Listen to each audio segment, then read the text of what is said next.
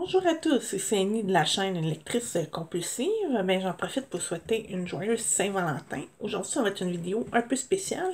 Je vais vous lire ma nouvelle Un mariage hors de l'ordinaire qui a été publiée dans le recueil Au-delà des mots avec les autres artisans littéraires de l'Outaouais. On est environ une trentaine qui a participé à cette œuvre collective en 2018. Et comme bien c'est la Saint-Valentin, j'ai décidé de choisir un texte romantique avec une touche d'humour. Est-ce que je vous ai déjà raconté mon histoire à dormir debout?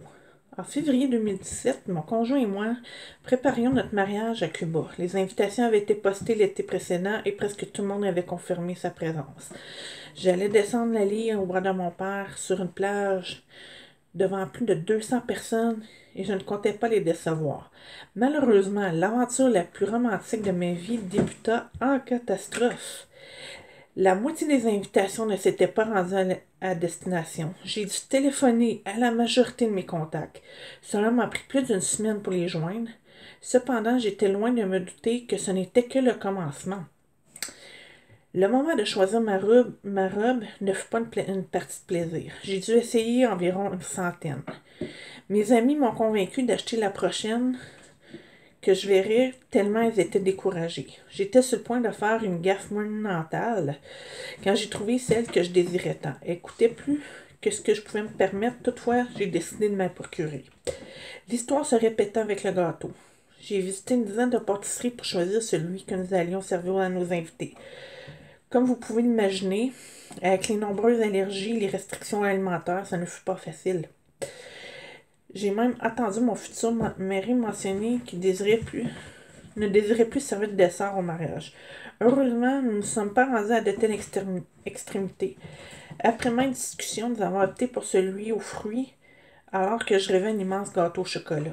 2 semaines passèrent avec lesquelles j'aurais voulu m'arracher les cheveux avec une pince épilée. Je devais maintenant installer tous les effets dans ma petite valise en prévision de mon voyage à Cuba. Mon conjoint avait déjà mis son smoking et sa brosse à dents dans les bagages, alors que je regardais ma robe étendue sur mon lit en imaginant le pire pendant des heures. Qu'arriverait-il si je perdais ma malle ou si je me retrouvais à descendre la liste sans aucun vêtement? Et si la coiffeuse ratait ma teinture le jour avant le départ ou que j'étais entièrement décoiffée pendant le vol? J'ai quand même décidé de garder mon rendez-vous la veille. Par contre, je n'aurais pas dû écouter mon amoureux qui incitait que je choisisse une couleur blond pâle. La tête me brûlait encore à cause de la décoloration quand j'ai pris l'avion.